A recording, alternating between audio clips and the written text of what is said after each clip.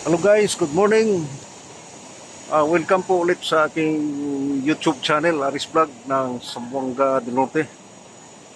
At dito naman tayo sa area kung saan ay meron tayong nakita na parang ah, pawikan dito sa lugar.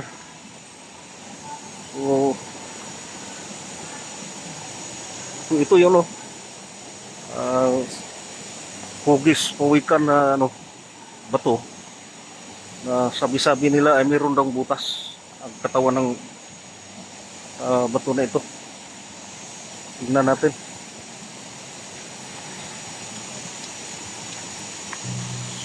Saan kaya yung niya? Butas nito. So ito yung niya, hugis pawikan. Ito pala guys. May butas.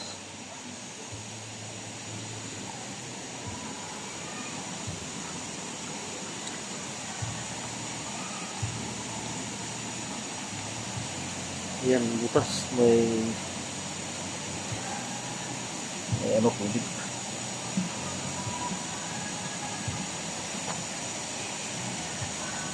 Hindi masyado perfecto yung niya. Bilog. Pero may siya. Tingnan natin dito.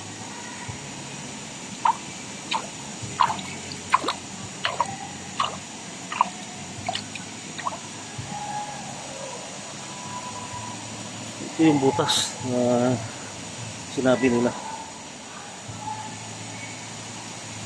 So, ang bato na ito ay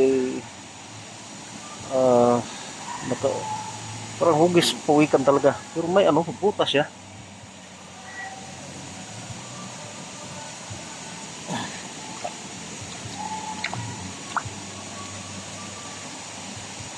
Ano kaya ang kwan dito? Baka may nakatagong kayamanan dito sa lugar. Ayan yung ulo na.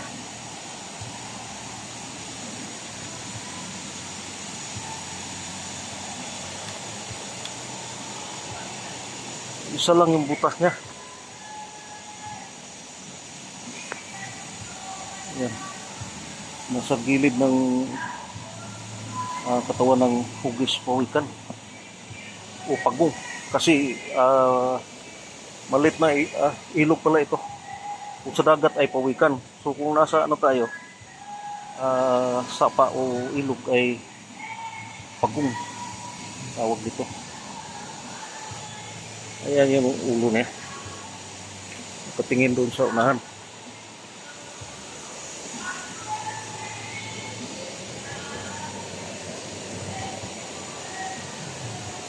At dito, may siya. Tingnan natin sa unahan.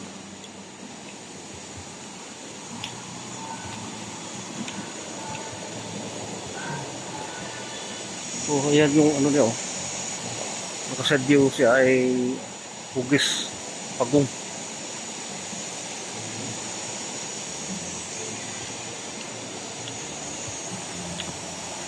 May dalawang pandil dito, parang mata.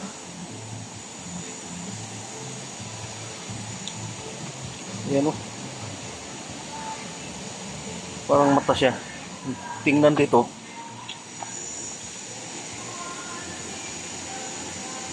parang nakatingin dyan sa sa baba. At malapit ito sa hugis pagong. Pato na yan.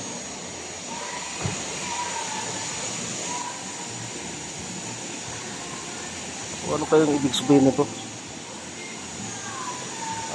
Dalawang hugis mata malapit sa hugis pagong na pato. Ayan yung sapa niya.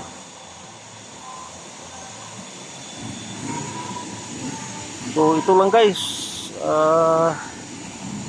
paminsan-minsan lang ako nakapag video sa area kasi may mga ginawa akong ibang trabaho.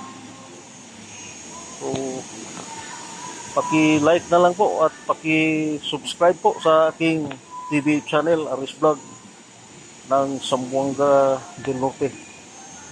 So, pinuntahan ko dito kung hugis pagong na bato.